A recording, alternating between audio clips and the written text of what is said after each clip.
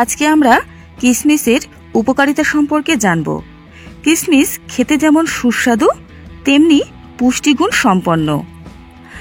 কিশমিশে আছে প্রচুর পরিমাণে অ্যান্টিঅক্সিডেন্টস, মিনারেলস, ডায়েটারি ফাইবার, বিভিন্ন প্রকারের ভিটামিনস। এছাড়া আছে আরও অনেক উপাদান যা আমাদের শরীরের পক্ষে অতি আবশ্যক। যদি আমরা নিয়মিত পরিমাণ মতো এবং সঠিক নিয়মে কিশমিশ খাই তাহলে কিন্তু বহু রোগের হাত থেকে রক্ষা পাব। কিশমিশ আমাদের শরীরে রোগ প্রতিরোধ ক্ষমতা বৃদ্ধি করে থাকে।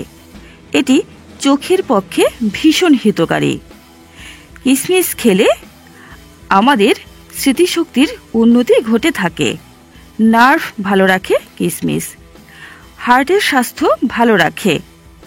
এছাড়া বন্ধুরা রক্তচাপকে নিয়ন্ত্রণ করে এবং আমাদের রক্তাল্পতা বা অ্যানিমিয়া কখনোই হবে না যদি কিশমিশ নিয়মিত আমরা খেতে পারি। বন্ধুরা বিভিন্ন প্রকার প্রদাহ থেকেও কিন্তু আমরা রক্ষা পাবো কিশমিশ খেলে। ত্বকের বিভিন্ন প্রকার সমস্যা থেকে মুক্তি চাইলে কিশমিশ নিয়মিত অবশ্যই খেতে হবে। এছাড়া চুলের স্বাস্থ্যও কিন্তু ভালো রাখে কিশমিশ, দাঁতের স্বাস্থ্য ভালো রাখে কিশমিশ এবং মাড়িকেও রাখে সুস্থ সবল।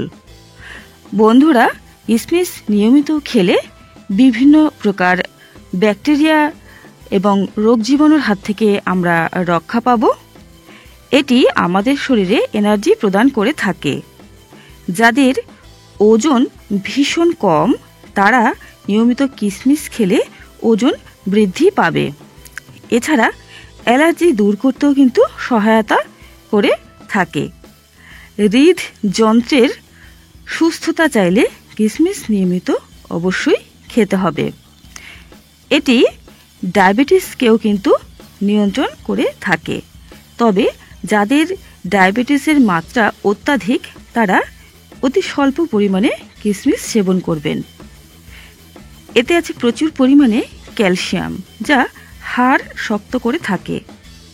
যাদের অনিদ্রা রোগ আছে তারা যদি রাতের বেলা দুধের সঙ্গে কিশমিশ ভিজিয়ে খেতে পারেন তাহলে কিন্তু অনিদ্রা রোগ নাশ হবে। এছাড়া বন্ধুরা কিশমিশ খেতে হবে সঠিক পরিমাণে। নিয়মিত 10 থেকে 15টি পিস কিশমিশ যদি খাওয়া যায় তাহলে কিন্তু খুবই ভালো। এটি খেতে হবে সকালবেলা খালি পেটে। রাতে কিশমিশ ভালো করে ধুয়ে পরিষ্কার জলে ভিজিয়ে রাখতে হবে। সকালবেলা উঠে খালি পেটে কিশমিশ চিবিয়ে খেতে হবে জল শুদ্ধ। এবং যাদের অনিদ্রা রোগ আছে তারা রাতের বেলা দুধের সঙ্গে কিশমিশ ভিজিয়ে খাবেন। এতে কিন্তু হাড়ও শক্ত সবল হবে। বন্ধুরা অত্যাধিক পরিমাণে কিশমিশ কখনোই খাবেন না, তাহলে কিন্তু বিভিন্ন প্রকার শারীরিক সমস্যা দেখা দেবে। যাদের কিশমিশে অ্যালার্জি আছে তারা এটি খাবেন না এবং যারা অত্যাধিক পরিমাণে মোটা তারা অতি স্বল্প পরিমাণে খাবেন। আর আগে তো বলেইছি ডায়াবেটিস পেশেন্টরাও কিশমিশ খাবেন খুবই স্বল্প পরিমাণে।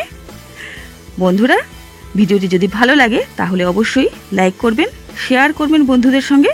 চ্যানেলটিকে অবশ্যই সাবস্ক্রাইব করে রাখবেন নিয়মিত গুরুত্বপূর্ণ আপডেটগুলো পাওয়ার জন্য। সকলেই ভালো থাকবেন, সুস্থ থাকবেন। নমস্কার।